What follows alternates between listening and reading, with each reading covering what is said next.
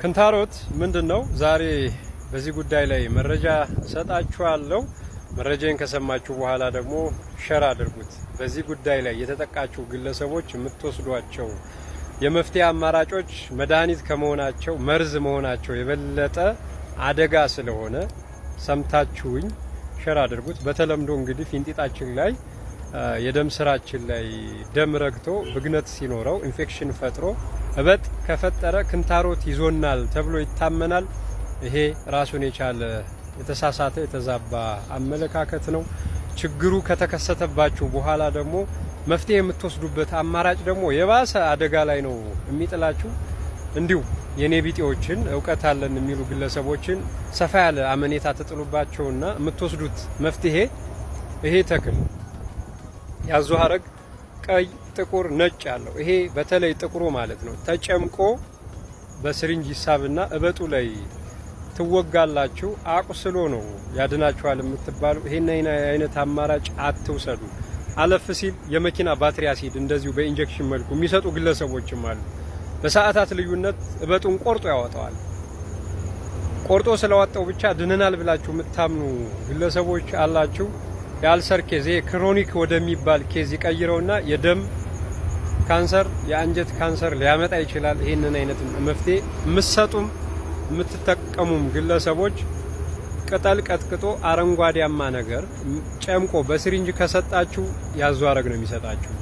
ነፃ ያለ ነገር ከሰጣችሁ የመኪና ባትሪ አሲድ ስለሚወጋችሁ ተጠንቀቁ። ይሄንን አይነት አማራጭ አትውሰዱ።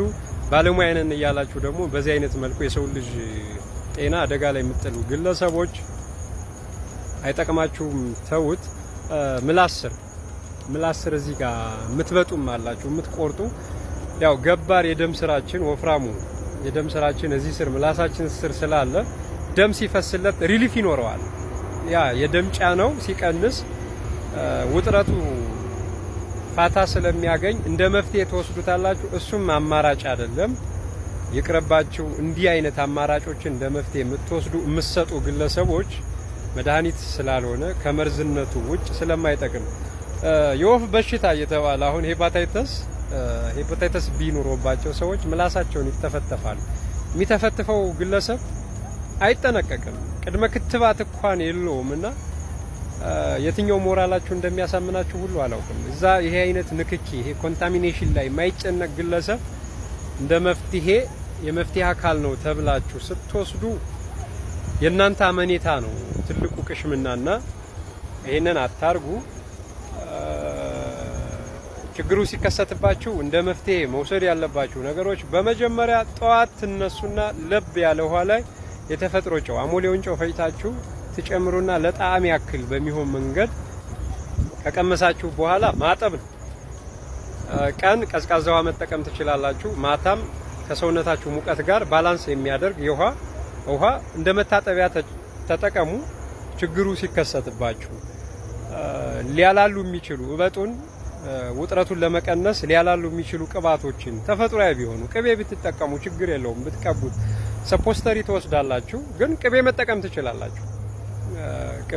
ትችላላችሁ። እበጡን ለመቀነስ ለማላላት ያለው ፍትጊያ ሲኖረው ህመም ስለሚኖረው እንደዚሁ ደግሞ ድርቀት በሚኖር ሰዓት ሰገራ እንደ ልብ ስለማይወጣ ሊሰነጠቅ ይችላል፣ ደም ሊፈሳችሁ ይችላል።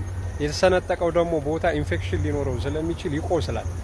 እንደዚህ አንጀታችሁን ማለስለስ ኦሜጋ 3 ላይ ያሉ ተልባ፣ ፌጦ፣ ኑግ እነዚህን ጀላቸውን በማዘጋጀት አፍልታችሁ አሁን ጀሉን ብታወጡት አንጀትን ለማለስለስ ስለሚረዳ የሰገራ ውፍረትን በመጠኑም ስለሚያለዝብ ውጥረቱ እንዳይኖር ያደርጋል። ይሄ ኦሜጋ 6 ላይ ያሉ ዘይቶችን፣ ቅባቶችን በፍጹም አለመጠቀም ጉዳዩን ስለሚያባብስ ማለት ነው። አንቲ ሄሞሮይድ የሆኑ ፕላንቶችን በስነ ስርዓት ማለት ነው አዘጋጅቶ ለ50 ለ60 ቀን እንድትቀቡ የሚሰጣችሁ ግለሰብ ካለ እመኑኛ ግለሰብ ያውቃል ማለት ነው።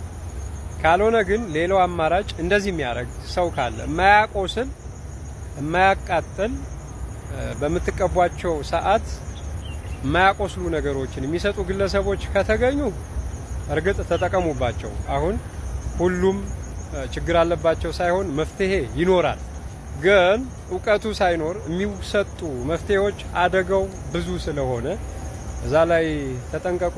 በዘመናዊ ሕክምናው ኦፕራሲዮን ተደርጎ ለማውጣት ይሞከራል፣ እንዲሁም በሌዘር ለማከም ይሞከራል። ይሄም ቢሆን መፍትሄ አይሆናችሁም።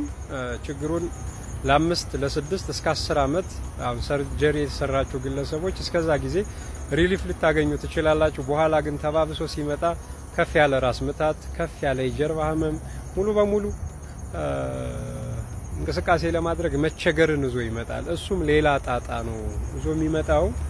ይሄም አማራጭ ባይኖረው ፊንጢጣችን ቀጫጭን የደም ስር ቀጫጭን የጡንቻ አካል ስላላቸው ምንም አይነት ቁስለት እንዲያጋጥማቸው አይመከርም። ቁስለት ካለ እነዛ የነርቭ አካላችን ከፍ ያለ ጉዳት ስለሚደርስባቸው ሌላ ተያያዥ ችግሮችን ይፈጥራሉ።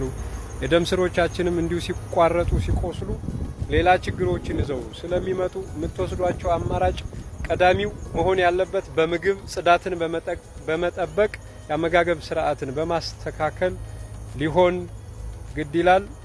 ረዘም ላለ ጊዜ ግን ቅባታማ ነገሮችን አዘጋጅተው ችግሩን ሊፈቱ የሚችሉ ግለሰቦች ሲገኝ ተጠቀሙ።